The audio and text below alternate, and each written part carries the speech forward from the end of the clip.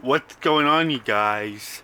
This is New York Adventure 1994 here, and today is Sunday, October 29th, 2023, and today is the 11th anniversary of when Hurricane Sandy struck the Northeast.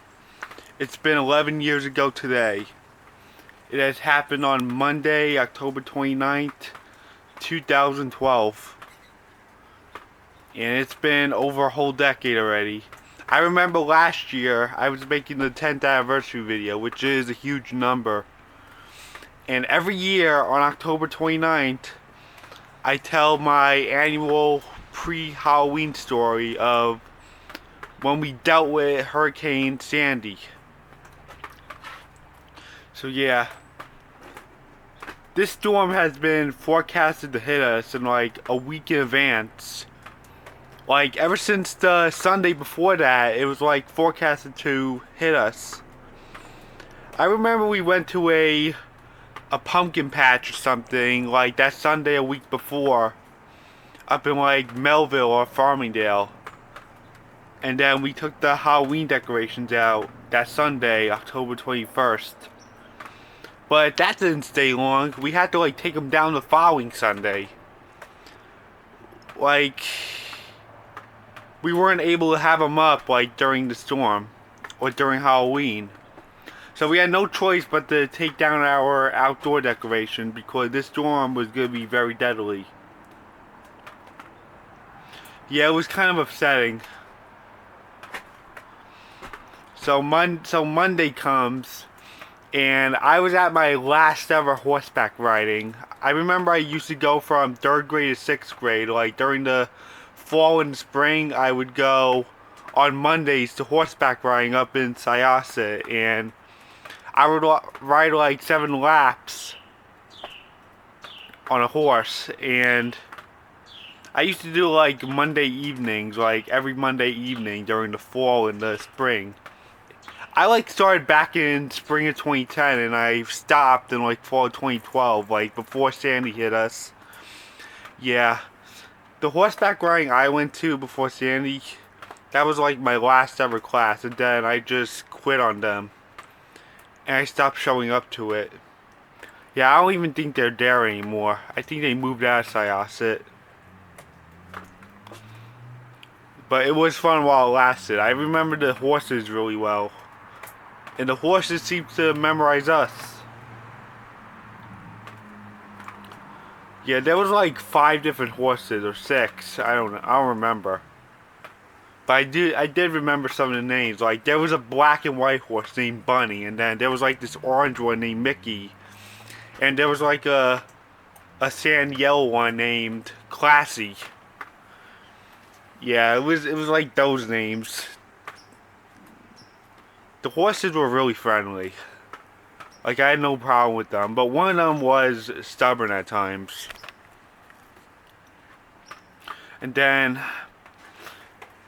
on Wednesday, they were already broadcasting the storm, and it was like growing into a Cat 3 major hurricane, and it like crushed past the islands, and then it started weakening to a Cat 2 hurricane, and it was showing that it was forecasted to hit us like 5 days in advance.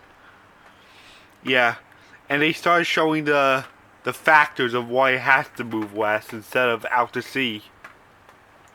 Yeah, there was like this blocking high pressure over in Greenland, in Canada, and it was like a huge roadblock that was like going all the way down south. And there was no exit out to sea because it was all blocked for the storm to move through. And then there was like another low pressure far east of that high pressure. And then we had this cold front to the west of the storm that was like dragging the storm in, forcing it to move westward. And then the storm, like over the weekend, met up with this nor'easter, and then it like wrapped up with the hurricane, and then it became this huge extratropical storm with hurricane force, with category 2 hurricane force winds in it. And that Friday night, It was my first ever middle school dance, that fall 2012 dance. And you guys gotta remember, I was only in 6th grade when we dealt with Sandy. Yeah, I was only in 6th grade when it happened. It was like my first year of middle school, and that was my first ever middle school dance. I only went to 2 middle school dances throughout my middle school life. So that Friday night, I went to the middle school dance in the gymnasium. I remember having a great time with it, actually. I was there for like a few hours. I had a lot of fun with my friend there. And then Saturday goes around and we started preparing for the storm. We were making final preparations, and we removed our Halloween decorations from outside, and we were locking and loading, like we were finalizing our preps for the hurricane. And we did what we had to do while we still had power.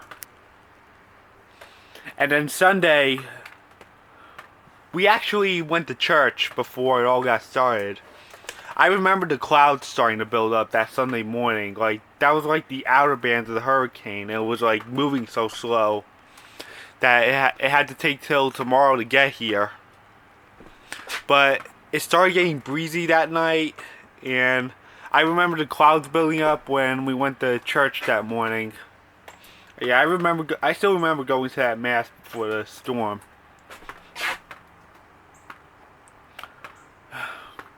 And then that was it.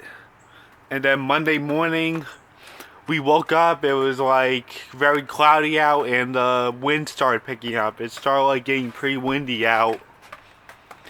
Yeah, the winds like started blowing for like several hours, and they were like continuing to crank further and further as the hours were passing by. Yeah, I remember like sitting by the window watching the wind blow. It wasn't really raining that much. It was like mostly windy. The gusts weren't even at hurricane force yet, but they were getting there. The winds like were sustained at like 30 miles an hour, and the gusts were probably up to like 50 or 60 in the morning. But then the afternoon rolls around, the gusts like get stronger and stronger by the minute. Yeah, I remember having dinner at like 5 p.m. still, back when we had power for everything. And then all of a sudden at like 5 in the afternoon, the gusts were getting stronger. It was like getting more windy out. And then all of a sudden, this fence over here actually fell to the ground into my neighbor's yard on the other street. Yeah, we saw the fence fall that my dad had to go out in the wind to take care of it. Yeah, that fence fell, and it was just terrible. The fence like just fell. Yeah, this wasn't just a hurricane. This was an extratropical system with a hurricane. It was like a hurricane wrapped up in another low pressure system in a nor'easter. This hurricane got wrapped up and then turned into a huge system, which delivered a lot of wind to us, and rain and flooding. And this is why we called it a superstorm. It became Superstorm Sandy. It was not just Hurricane Sandy anymore. But since it was at extratropical status with hurricane force winds in it, we ended up getting these high wind warnings with gusts to like 85 or 90 miles an hour. Yeah, they were like widespread high wind warnings. I don't know why the hurricane warnings were not issued, but it wasn't extratropical. It was a hurricane in an extratropical system turning bigger. And that's what usually happens when storms go extratropical while there's a hurricane still inside them.